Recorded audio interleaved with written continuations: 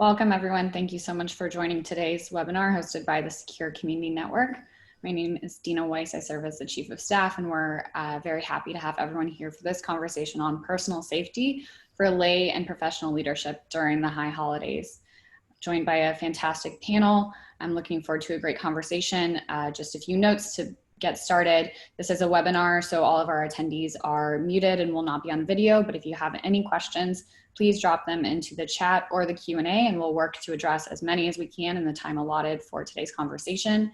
This webinar is being recorded, and all registrants will receive the recording as well as referenced resources and materials after the webinar concludes. With that, I'm going to turn the conversation over to Michael Masters, National Director and CEO of the Secure Community Network. Thank you, Dina, and thank you for all your hard work, as well as that for the rest of our team.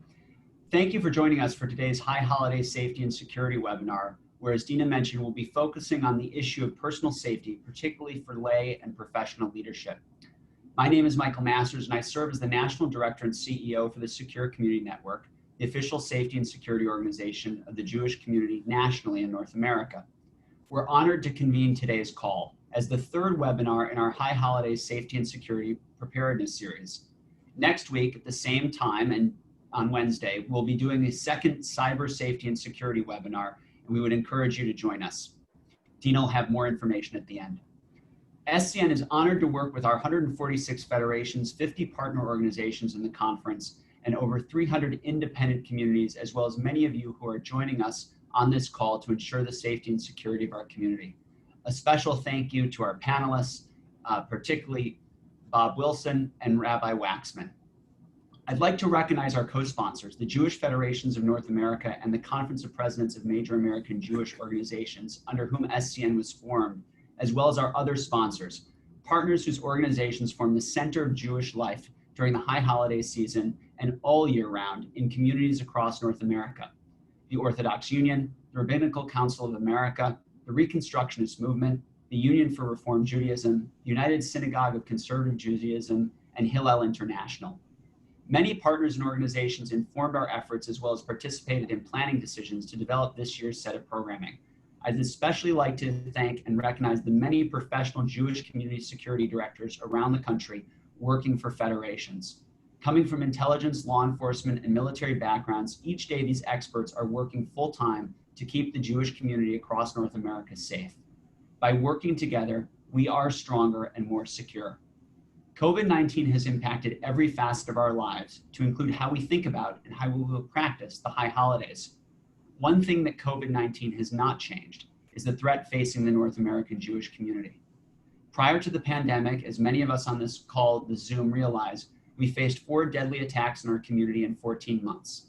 Since the attack in Pittsburgh in October 2018, over 24 individuals have been arrested for plotting attacks on Jewish institutions. Amidst pandemic-related lockdown measures, as well as targeted information and disinformation campaigns regarding current social and political issues within the United States, we have seen an increase in online hate and anti-Semitism, to include rhetoric being shared among violent extremists through various forms of communication. In the coming days, SCN will release, in coordination with other partners, our High Holiday Threat Assessment. It notes this increase in threats.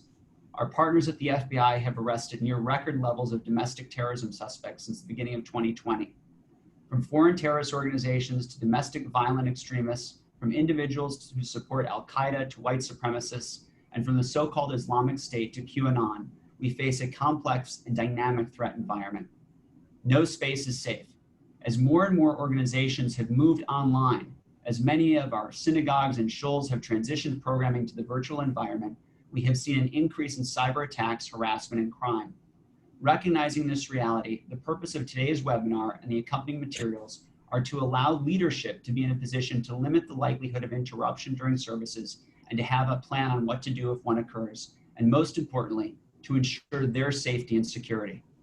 More directly, as our services move from the sanctuary to the sanctity of our living rooms, and as our rabbis and chazans stand at the bima in front of an empty synagogue but zoom directly into our homes, our community faces new risks. On July 26, 2016, French Catholic priest Jacques Hamel, at 86 years old, was murdered by 2 men pledging allegiance to the so-called Islamic State while celebrating Mass in his church. More recently, in impacting the Jewish community, on December 28, 2019, the seventh night of the Jewish holiday of Hanukkah, an individual wielding a knife invaded the home of a rabbi in Monsey, New York, where a Hanukkah party was being held, and began stabbing the guests. 4 were injured. 72-year-old Rabbi Yosef Newman of blessed memory died from the injuries he sustained in that attack. From our houses of worship to our homes, which become the epicenter of spiritual life during today's pandemic, how do we protect ourselves? How do we protect our homes? How do we protect the sanctity of our high holidays? With streamed services, not just in our synagogues, but from the homes of our clergy, how do we ensure the safety of our rabbis and leadership while high holiday services are being broadcast live? Today's webinar is a part of that discussion to ensure that we are protected, to ensure our rabbis and cantors are safe, that our sacred spaces, whether in person or online, are secure. There are many steps we can take to minimize risk and help ensure that security.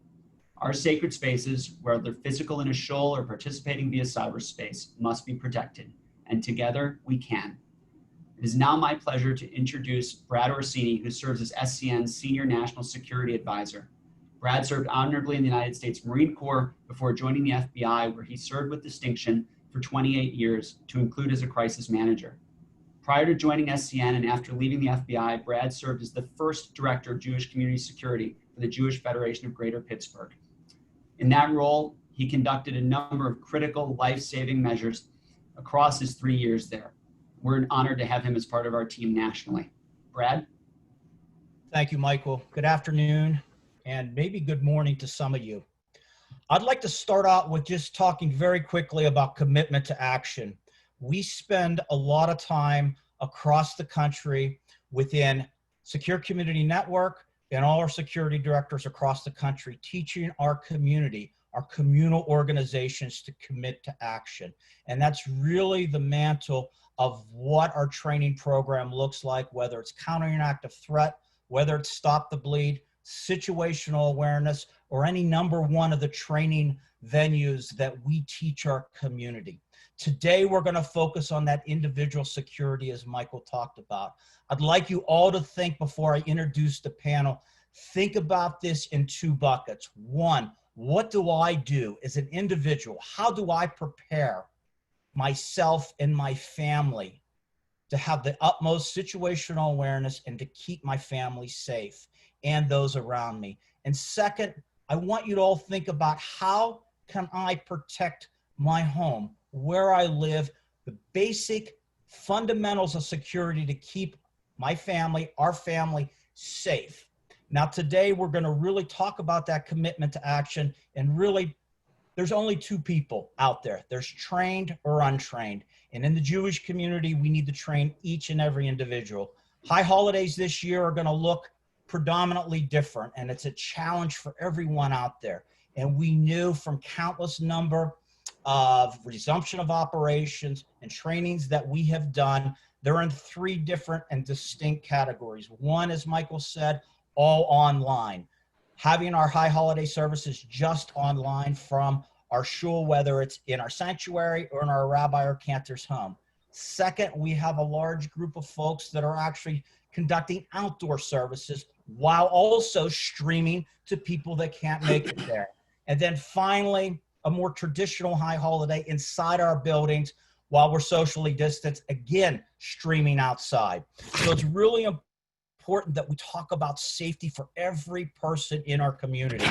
And with that, I would really like to introduce the panel that we have today to talk about this. First, I'd like to introduce Chief Robert Wilson. Bob Wilson is the Communal Security Director for the Jewish Federation of Greater Metro West in the Garden State of New Jersey. We have New Jersey well represented here today. Bob had served for almost 3 decades as a police officer in Teaneck, New Jersey. Upon his retirement, Bob was the chief of police of that community and a great resource and a great partner to Jewish communal security services across the country. Upon his retirement, Bob took a job as Director of Public Safety for a college, the College of Staten Island. And Bob will talk here in a few minutes. Another speaker is one of our Secure Community Network's regional security advisors, Stuart Frisch. Stuart was a Memphis police officer for over 10 years. He has worked security in the Jewish community for more than that right now. Stuart is a well-renowned trainer for SCN. He spends a lot of time training across the country, and he is going to talk today about the documents that we are all going to be providing everybody at the end of this webinar. Before that, we will have the honor and privilege of hearing from Rabbi Deborah Waxman. Rabbi Waxman became the president of Reconstructing Judaism in 2014. Rabbi Waxman is the first female rabbi to head a Jewish congregational union and a Jewish seminary. She has undertaken a number of initiatives and strengthened the relationships in the community as the leader of Reconstructing Judaism. Our first speaker today is Doron Horowitz. Doron is our regional security officer in South Jersey, another Jersey individual and a friend. Doron has spent many years in service of the Jewish community. Doron is a retired officer from the counterterrorism unit in the Israeli border police. After his retirement, Doron became the first communal security director for the city of Toronto in a very large Jewish community. Doron joined Secure Community Network in 2014 as the senior national security advisor and has spent many years traveling North America, talking and helping assess our communities and training our communities. On the night of October 27th, when we were attacked in Pittsburgh, Doron joined me and the rest of the Pittsburgh community in helping that community come to some kind of resolution after that attack. And it is very important for us to level set this conversation today on proper mindset. It's all important for us to get this training, but we need to have that mental mindset that if something bad happens, we're able to react. And literally, it could be the difference between living and dying. Doron? Thank you, sir, for those kind words. And I'm honored and privileged to continue to serve the Jewish community through this national organization, as well as being here with everyone. So I'm supposed to speak about mental mindset in about 5 minutes. So how do I cram 55 or 56 years of my life into 5 minutes? Yalla, Kadima, we'll do our best. So rather than trying to train you or educate anyone on mental mindset, everyone has an idea. Let me share a story with you. The story took place exactly 6 days ago when I was delivering one of SCN's training. It's called Countering Active Threat Training. And one of the participants, or two of the participants, were a father and son. The son was autistic, high functioning in his mid to late 20s. And I completed the training aspect, the presentation, and then we went to exercises. In other words, connecting the mind to the body and running drills. Something as simple as identifying how to get out, where to go, how do I get there, et cetera, et cetera. And I saw the people kind of shuffling towards, going through the motions. And then something inside of me told me, and I heard myself saying, Bobby, this was the name of the boy, point to the emergency exit. And Bobby, with tremendous enthusiasm, as well as also having some physical challenges, he pointed enthusiastically to the exit. And I said, Bobby, take us to that exit. And like a miracle, and almost incredibly emotional and powerful, Bobby ran in a speed that even his father never saw before and led everyone to that exit. This happened 6 days ago to a synagogue that was going to host and is hosting outdoor and indoor services. It was an unbelievable moment. And I attributed that because Bobby processed the information in terms of purpose and meaning. And when I was trying to train the congregants and educate and convey a message, it was essentially telling them that the perpetrator, the bad actor, the one who acts out evil, the active threat also has purpose and meaning. which means we need to counter it with much a stronger purpose and meaning.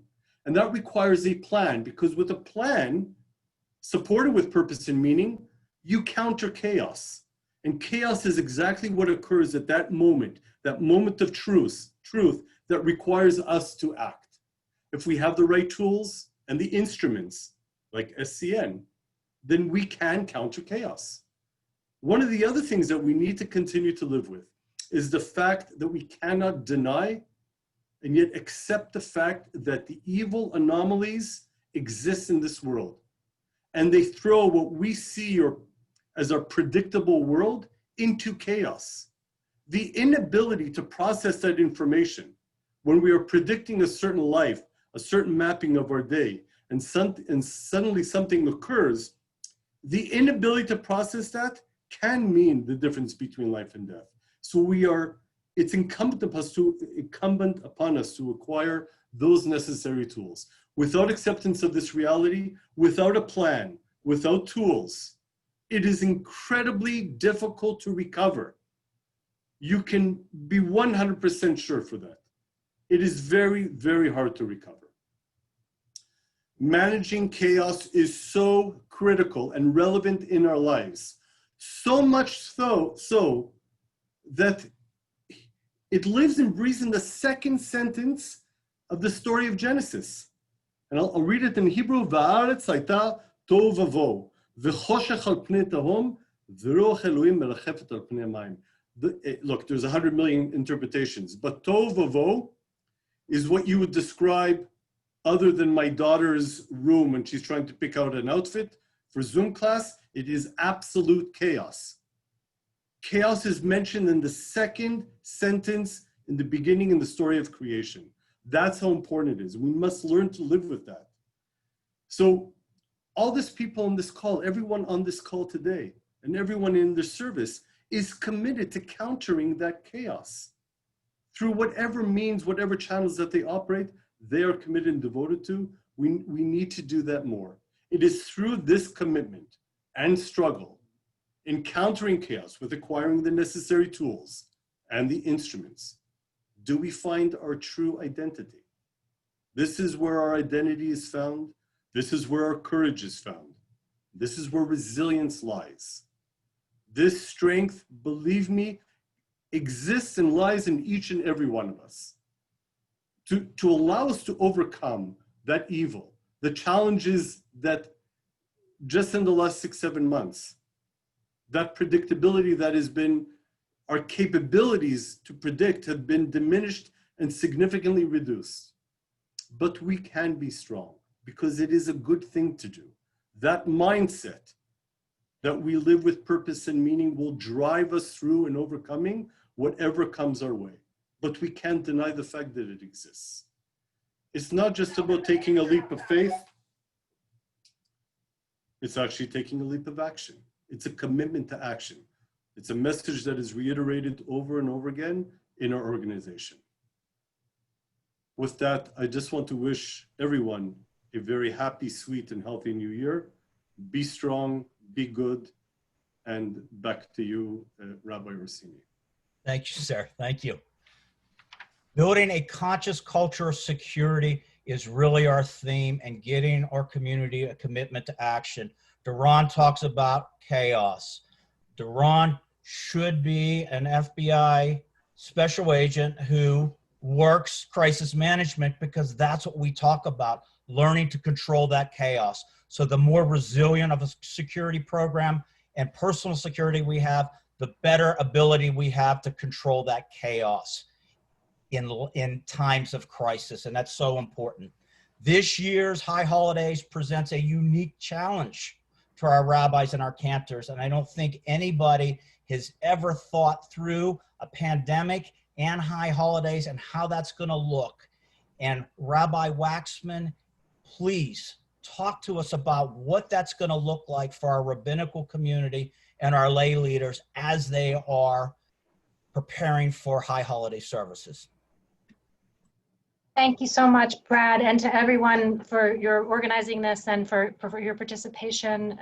This is a year unlike any other year, as Brad just said. None of us have been prepared for this. I said when we were preparing for this call, I said, those of us who went to rabbinical school, we did not teach this in rabbinical school. There's really no way to prepare for this. And there has been a very steep learning curve over the last 6 months. There's an existential nature to this crisis that has led, I really believe, to a religious revival, which means that people have been turning, those who are already involved in the Jewish community have stepped up their involvement, those who have been less connected to the Jewish community have joined in. So that's incredibly exciting. And it also means that there's been this very, very steep learning curve of the new modalities, of ways to reach out. It's been so moving to see how much creativity, how much responsiveness Jewish communal leadership, rabbis and cantors and lay and educational directors and executive directors and board members and lay people have poured into making high holidays meaningful, always, every year, and especially this year with the yearning, with the confusion. The responses have obviously been both according to religious mandates and to local guidelines. And Brad already outlined the 3 major physical approaches that people are taking, that there are some communities that are doing in-person services within buildings, usually with some kind of limited capacity or overflow setup. There are others who are turning to outdoors. Overwhelmingly across the liberal Jewish community, the response has been shifted toward online services. And that even those look very, very different. There are some communities that are doing them entirely live, others that are doing a mix of pre-recorded and live services. And there are some where with the live streaming, the clergy and the leaders are live streaming from the synagogue building, and that's one set of concerns, and others where folks are live streaming from their homes. So there are, I'm sure you know, many other forums than this one for about rich content and modalities, further discussion of these modalities. The Reconstructing Judaism website has many. I'm sure the other movements do as well. There's a great Facebook group, Dreaming of High Holidays. This conversation is obviously focused on the security approach within all of these, the security emphasis within all of these approaches. I do want to raise to all of us to remember that security is ultimately a means to an end. And the end is that we engage in the Yamim Noraim, the days of awe, that we explore Jewish ritual, Jewish wisdom, Jewish practices to live full and moral lives as human beings. So we are faced at all times where the security concerns shouldn't overtake the end, and they shouldn't be disregarded at all. To borrow from the language of the season, we should take proper precautions to affirmatively write ourselves and our communities into the book of life. And I'm so grateful to the folks at the Secure Communities Network for the thoughtfulness and the partnership in doing this. As Brad talked about, the Chagim frequently are about retrospection, about thinking about what have we done in this last year and what do we want to do. So much of the security is about looking ahead and precautions and planning in advance, thinking through risks of all sorts, and others will go into some of those and mitigating them. And we as leaders really have to step forward to make certain this happens, and then training and planning and communicating and facing really squarely that there are new and unprecedented challenges. For rabbis, for clergy, for cantors, we have to take steps to protect ourselves against individuals who might seek to harm us either individually, that's not something we usually have to think about, as well as our collective communities. And I want to actually raise up, if the high holidays are really about the book of life and the book of death, part of this is looking squarely and forthrightly at some of the hardest things, and then taking steps to make certain that some of the gorgeous things, some of the beautiful things that we want to bring to life really can happen. And it's also an opportunity for us to enact our commitment. We speak a lot in the negative in this conversation about keeping out, keeping away, but we can also enact our affirmative commitments, that our ultimate goal is to welcome into our community everyone who wants to be there. And one of the amazing opportunities of this pandemic and the shift into Zoom so much streaming is that it's been a boon for people with disabilities to have much greater access than they have previously. And this is this year where there's been a lot of reckoning around racial justice. This is also an opportunity for us to work on undoing an unconscious bias that sometimes has been a problem for Jews of color who are seeking to enter into Jewish space. So for us to both think in the negative and think in the affirmative about what it is that we want to be enacting, while all the while helping us achieve our ends and keeping ourselves safe. And I just want to end with one thing. When so much of this conversation today is about physical safety, and to go back to the existential, go back to the spiritual. That there's so many folks have struggled so much with isolation over the last 6 months, and we know that this has such contributes so much to the diseases of despair. So as we're thinking about all of this, and I hope that you don't receive this just as another burden, but part of our leadership mandate is to also, as we take steps to protect ourselves individually, to remember all those individuals constituting our community, and to track also that the spiritual and the emotional safety as well, and to reach out to even as we're safeguarding ourselves, to reach out to everyone, not solely about membership, but also from this perspective of emotional as well as physical safety. Rabbi, thank you very much. Now we're going to turn to Stuart Frisch. Stuart, while you're sharing your screen and pulling up your PowerPoint, go ahead and start that, please, sir. Stuart is going to take us through the documents. Each week we've had takeaways and documents. There are a couple really good documents that if I put my Pittsburgh Communal Security Director hat on, talking individually, and what Stuart's going to take us through is just documents for individuals to take home with them, look at, and really come up with family and individual plans. Stuart? Thank you, Brad. Like Rabbi Waxman so eloquently said, this is a new world that we're all living in, new in almost every way. And it's forcing us to create communities in ways that we had never thought of before. And with that blessing comes responsibility. And the responsibility is the responsibility to make sure that our communities, our families are safe and secure in the way that we're existing now. And those new dynamics with respect to implementing security measures, both physical as well as online, coming to grips with the marked rise in hate speech, civil unrest, and anti-Semitism. So with the new world comes new responsibility, and with that new responsibility comes a plan. And I'd like to share with you real quickly what we'll be going over. Overviews of 2 documents that will be delivered to you electronically tomorrow. The first one is the home safety plan. The second one, excuse me, is low cost, no cost safety and security measures for individuals and families. And then I'll share with you some final thoughts and pass it back over to Brad. What are the issues and concerns that we're looking at? The High Holy Days this year present unique challenges to both Jewish leadership as well as to our worship community. Moving High Holy Day activities to off-site locations such as private residences highlights the need to assess and prepare our homes in similar ways that we have previously secured our houses of worship, our community centers, and other Jewish agencies.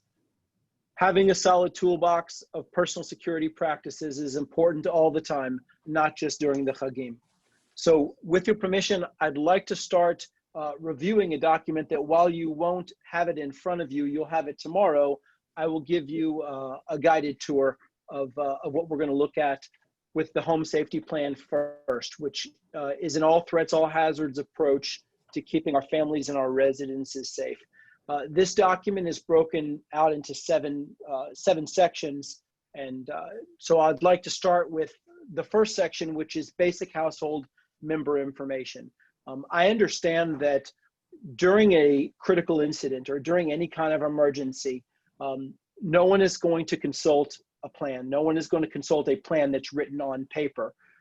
One of the best things that this plan does is this plan forces us to take frightening, critical incidents that we may or may not have ever thought would happen, and it puts it into an organized and logical space for us to work through it.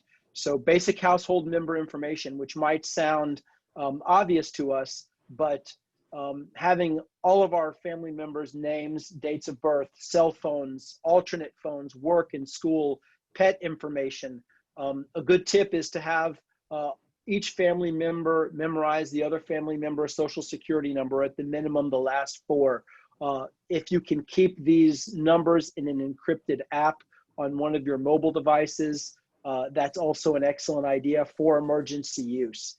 The second part is an emergency contact sheet, where we're keeping personal information, medical information, the name of our doctor, the name of our dentist, the name of our veterinarian, insurance information, insurance carrier information, group information, anything that you might need when you show up to an emergency room in the middle of the night, or an ambulance shows up to your house in the middle of the night and asks you, who is your insurance for? And that might dictate what hospital you're going to and what medical decisions you're going to make during a very stressful time. Part three, medical information. Allergies, absolutely critical when you're dealing with pre-hospital care, emergency medical services. Also when you're dealing with emergency rooms. In weather critical incidents, when you're dealing with potential rescue forces, National Guard, things like this. Allergy information is often the difference between life and death. Medical conditions. Does this person have a heart condition? Are they at risk for strokes? What have they had before? What medicine are they taking? What's the dosage and frequency? What doctor's notes comes with the medical information? And having all of this information handy is often the difference between life and death, especially when you're dealing with trauma care, which takes into account 1 hour from injury to definitive care. Section 4, important accounts, whether that's banking accounts, mortgage accounts, home, auto, all of this information in a centralized location that can also be stored in an encrypted mobile app for emergency use. Important document storage and retrieval. Consider safe storage of important documents such as wills, power of attorneys, trusts, deeds, marriage certificates, birth certificates, death certificates. The rule of thumb that I like to go by is 2 is 1, 1 is none, which means that I would want to keep original copies either in a safe deposit box or in a minimum in a fireproof safe in my home, plus scanned, secured copies, once again in an encrypted app or on a flash drive that's either on my person or stored offsite in another family's residence or in a safety deposit box. Part 6, home safety. The best practice you can take when it comes to securing your home is plan your work and work your plan. We talk a lot during Secure Community Network training about building your ark before the rain, and this portion of this document is where that really comes into play.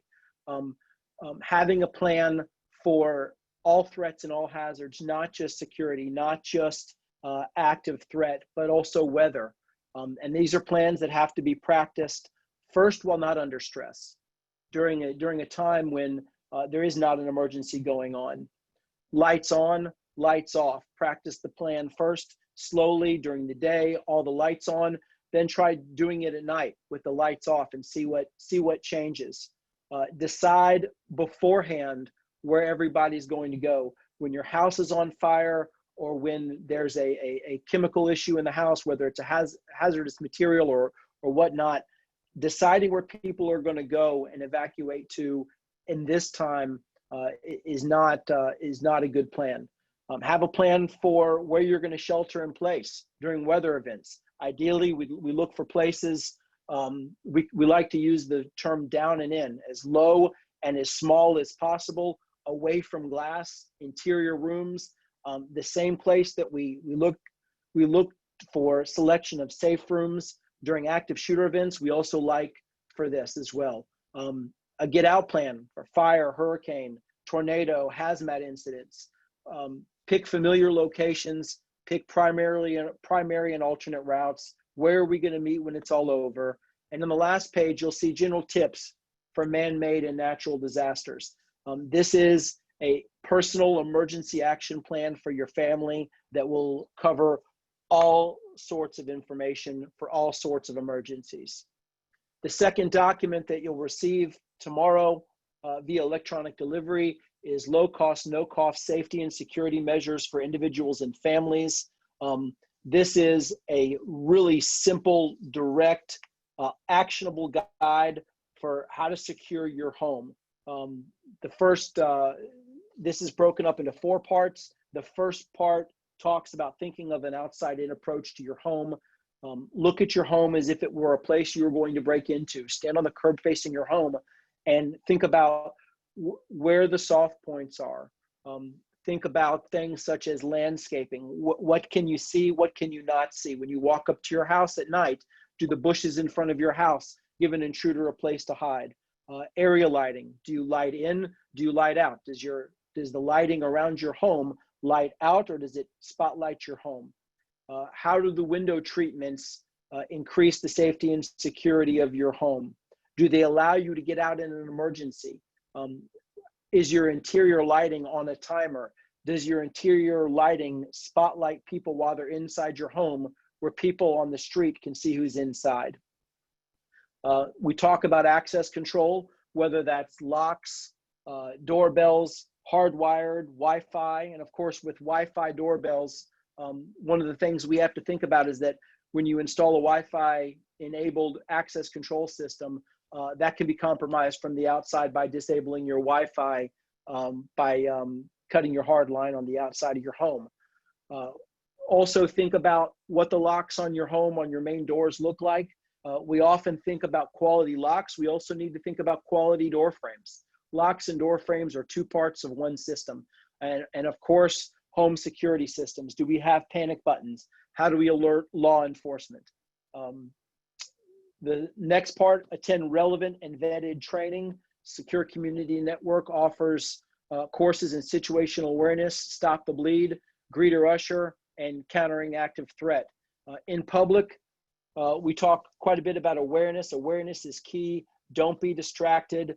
Don't be shy to wait until you feel safe to leave or to go into a business. Don't feel shy to wait in your car at a gas pump until you think it's safe. The last page you'll see is an emergency supply checklist and a go over list. Final thoughts. Our homes are where we should feel safe, but we must do some homework to make that safety happen. As always, preparation is the key. Awareness as well as physical preparations are the key to a good plan. Know what preparation means.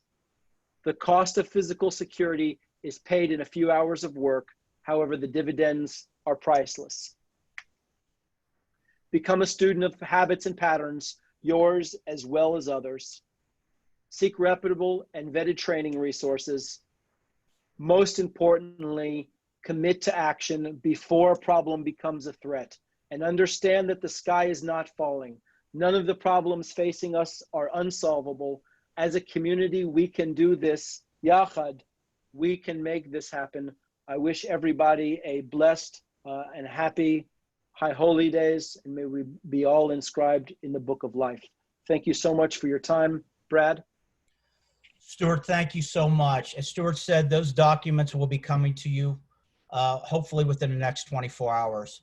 Finally, Chief Wilson, Bob, I'd like you to just take the time to talk about lessons learned as your decades and decades as a law enforcement officer, as a chief of police, and now as a communal security director, and talk about what this really looks like on the ground for us, please, sir. Thanks, Fred. I really want to thank the SCN team for coordinating this security webinar series they've had over the past couple of weeks in advance of the high holidays. I think it's a really helpful tool for the community, and having the recordings even more so. Today, as you said, I'm here to speak to you about the importance of communicating with law enforcement. As a former police chief, I know how important it is to be aware of community events in order to properly allocate resources to respond to issues that may occur within the community. The importance of engaging with the police can't be understated. To be effective, a law enforcement agency, you need to know what type of community events are occurring within your area of responsibility. And the way to do that is to have the community share with you what is going to be occurring. In the Jewish community, our role is to share the dates, the times, the nature of events that you plan on having with the police department. During the pandemic, the importance of this communication with law enforcement is greater than ever. Holiday celebrations that historically occurred within the synagogues may now be in a parking lot, a congregant's backyard, or shared live stream. In some cases, we're even having hybrid circumstances where it's at multiple locations simultaneously. The father of modern policing, Robert Peel, talked about many years ago in the 1800s, that is, about how the police are the public and the public are the police. Police being only members of the public who are paid to give full-time attention to the duties that are incumbent upon every citizen to maintain a safe community. As such, I believe it's our shared responsibility to work with the law enforcement community to keep our Jewish community safe. There's another important part of this whole thing, and that's really educating law enforcement about Judaism. Law enforcement education about Judaism is an important responsibility for Jewish communal leaders. In the Jewish Federation of Greater Metro West New Jersey, where I work, we perform this by sharing a law enforcement guide to Judaism with all of our law enforcement partners. The guide was developed by Jim Harden, my counterpart that we all know out in Cleveland. The guide defines Judaism, defines the Sabbath, lists all the dates of the holidays, and provides practical tips for police services to the Jewish community. I just think it's a really great tool, and it's a great door opener for those of you who have not yet reached out to your law enforcement community. So how can we foster better relationships with our local law enforcement? Well, you know, the rabbi talked about being welcoming, right? Invite law enforcement to your synagogue. Open your building, your parking lots, and for the police to visit. Ask them to run radar from your driveway, not issuing summonses to congregants because that's not really too helpful, but have them park in your parking lot when they're not doing anything specifically or targeted. Offer your building as a training location for local officers and police SWAT team members. This gets them familiar with the facility in event of an emergency, whether it be a medical emergency or something worse. It was not the first time that they've been to your building. Ask for their assistance with traffic control. While they may not be able to provide it, just ask anyhow. Create a contact list and emails and phone numbers of your local law enforcement leaders so you know whom to contact, and make sure that list is shared and it's in written form, not just electronic, because sometimes electronic measures fail and sometimes we may not be able to use the electronic measures for religious reasons. Include law enforcement in your security planning process. Notify law enforcement of the schedules and your special events, where you will be, who will be involved, and if you're running a live stream from your house, your private residence, make sure that the police department know about that. Consider hiring off-duty officers as a part of your security program, and coordinate with the law enforcement to conduct security assessments of your facility and the neighboring areas. In closing thoughts, because I know we're kind of time constrained here, there's three things that we really need to do. The first of which is to communicate your plans verbally to the police department. Call the chief, call the captain, call the officer in charge, and advise them of any concerns that you may have and what your holiday plans are and what your schedule will look like. Then secondly, to share your plans in writing via email to the chief of police. Send them an explanation of the specific holiday, things that they may not know, or you could share something such as the Guide to Judaism. And thirdly, invite them to attend, visit, or just drive by during the services. And as a final note and a practical terms, you know, when I was a police chief on Tashlich, we had they were down by the river, throwing the bread into the river, and we had a panicked caller saying that there's a bunch of people standing by the side of the river, and I believe that someone may be drowning. The dispatcher was panicked and started to dispatch officers to the area. Thankfully, though, they had communicated to me in advance and to our department in advance that they were going to be down at the river and it was part of the ceremony. So they had shared their plans and they even invited us to it. And we were in the area. We should stop down and make sure everybody was safe. But it's an example of how you can benefit from this communication and sharing your plans with law enforcement, and hopefully have a safe and happy holiday season. Thanks, Brad. Bob, thank you very much. We have some time for questions, and I look at the questions, and Duran, I'm going to go right to you, sir. If you can talk and give the attendees what you believe are the top 3 security measures for personnel, for an individual person. What are the top 3 things that do you think are the most important to help somebody develop that conscious culture of security? Sure. So do you want me to speak about if a person is in the sanctuary or at their home? Because I can do both. Both. Okay. So let's say if you are in the synagogue, one thing that, although seems incredibly obvious, take a look at, as I described at the beginning, take a look at the emergency exit, and literally you and 1 or 2 other people go from the location where you are Zooming or streaming and just walk through that path, that route to the emergency exit. Because I've done this so many times where people actually have no idea what's behind the exit, where that pathway leads. So just physically do it. It's a great, great instrument. The second thing I suggest is, in your mind or even with a friend, simulate a call. And it's been mentioned here from the panelists, simulate a call to 911. And think about when your heart rate is very high, how would you be able to give a very clear description of the who, what, where, when, why isn't so important?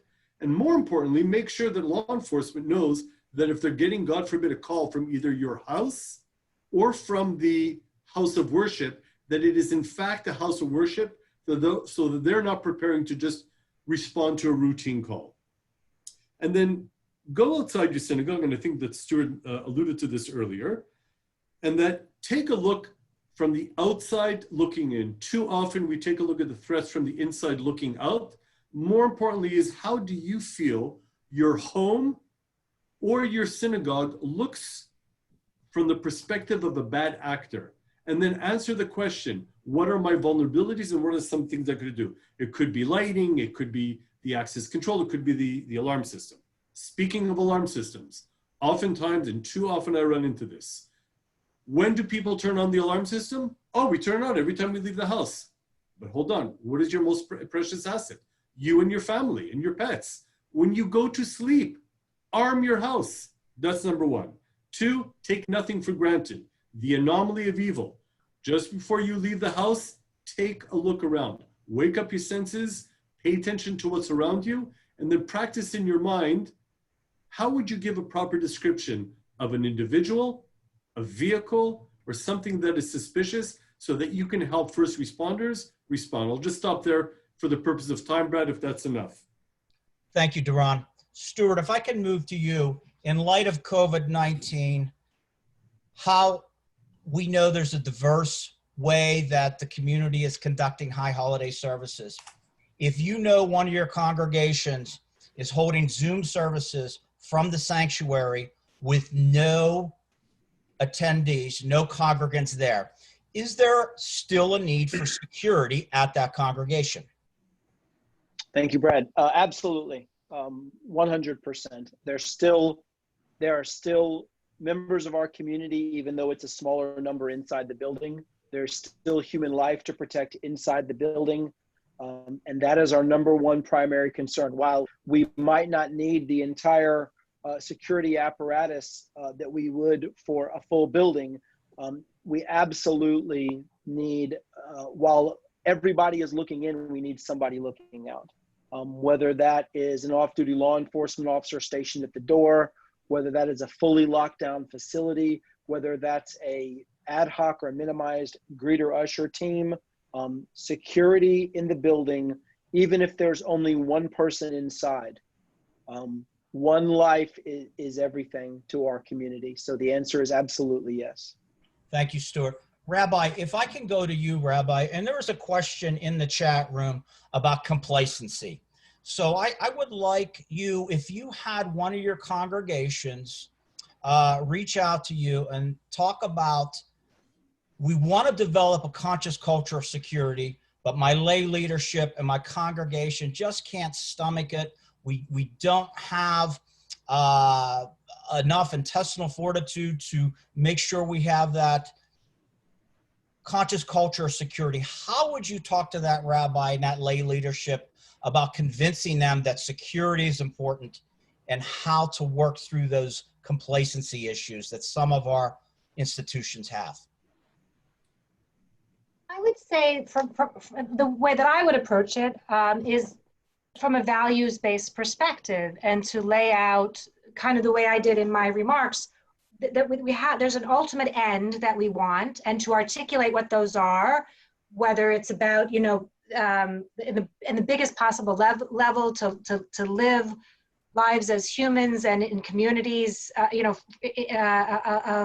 of morality and of virtue, or whether it's about creating a welcoming Jewish community, articulate whatever those affirmative values are, and to start to spell out the strategies and the pillars that are necessary to make that happen, and to talk about in our day that conscious awareness about security, one that is not locking us down and locking us away, but enabling us to enact our commitments in a way that is safe, and where we will be present, to, you know, and able to do it again tomorrow and the day after that. So really, to whatever the approaches are, that's the approach I would take, to bring it front and center, Again, not to have it overtake and override and veto over everything, but to keep, you know, helping it to become one of the pillars of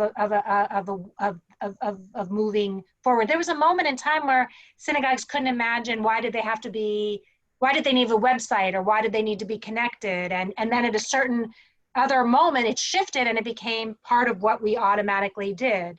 And so what part of what we're trying to do is to naturalize it and to normalize it, so that it becomes just part of the checklist of how it is that we're going about building a conscious and a constructive community. Rabbi, thank you. And we echo that all the time at Secure Community Network. Security is no longer a luxury. It should be a line item budget, right? As we talk about security, whether that's monetary resources or human capital.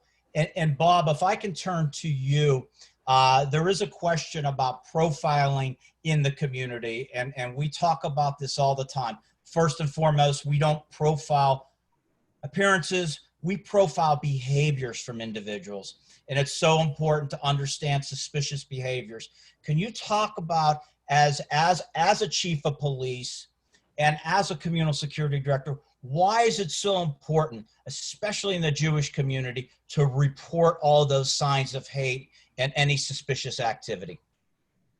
Thanks, Brad. I mean, I think the most important thing is just in understanding situational awareness in the case of police or for the community is knowing your environment, establishing a baseline of what's normal, and developing this mindset. It's more of a mindset than it is a skill. It's about knowing what the baseline of normal activities and behaviors are in the area of your community. And if something feels abnormal, you need to notify someone. You need to notify law enforcement. You need to share it with someone else. If you have a greeter usher team, you need to share it with one of the greeter ushers, and someone needs to notify the police.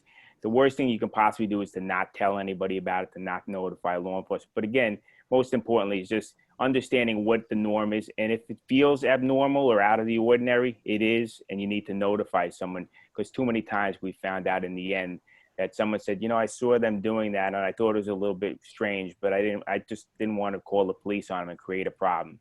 So report it. Yeah, and Bob, picking right up on that, and pretty much the last question, you hit the nail on the head for our community. Can you really talk about, police don't care that you call them if they actually respond and nothing bad happens? Can you talk about why in the police culture that they want to be called rather than not be called? Is that fair to say, sir? Yeah, definitely. I mean, you know, the problem is, you know, that many times people just feel that they're bothering the police department. You know, it's a minor thing. It's not a big deal. It's not going to be a problem. You know what? It is a problem if we find out about it after the fact and we can't help you. We need to know, you know, too many times, you know, there are religious constraints to, but we talk about pekuach nefesh, right? You know, protect life. If there's a case where you need to protect life, you need to notify the police department.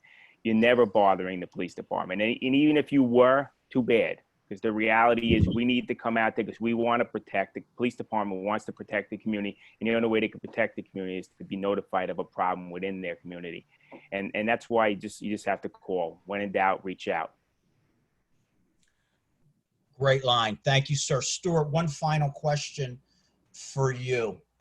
And let's just wrap this up in a nutshell for us. We have a lot of questions about how do we physically deter violence or actions related to the Orthodox community, right? So visible in the community, walking to shuls each day, visibly noticed in the community, and probably the most targeted of the Jewish community. What is the best advice you could give an Orthodox shul on high holidays as they're preparing to walk to shul and gathering outdoors? One word, Brad, and that's awareness. Awareness of where we are, not be complacent, not detach ourselves from the reality, don't practice denial. While we're walking from our homes to our shuls, to our Chabad centers, whatever it might be, to be aware of what's going on around us, to keep control of our children, to keep everybody in one group, to have a plan in place, once again, to build the ark before the rain, and to have, before we walk out our door, to tell our children, to tell our wives, to tell our husbands, if God forbid X happens, we do Y. Awareness in this case is all. Stuart, thank you very much. And with that, Rabbi Waxman, Chief Wilson, Duran, Stuart, thank you so much for being part of the panel. And with that, we're just about out of time. Dina, I'm going to turn it back over to you, please, to talk about next week's webinar. Thank you so much, Brad. And thank you again to all of our panelists, Rabbi Waxman, to Stuart, Duran, and Bob as well.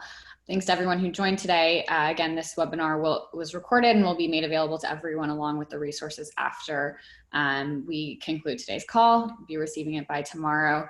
Next week, please join us. There were several questions about hosting over live streamed platforms. We will be speaking about cyber preparedness next Wednesday at 2 p.m. Eastern.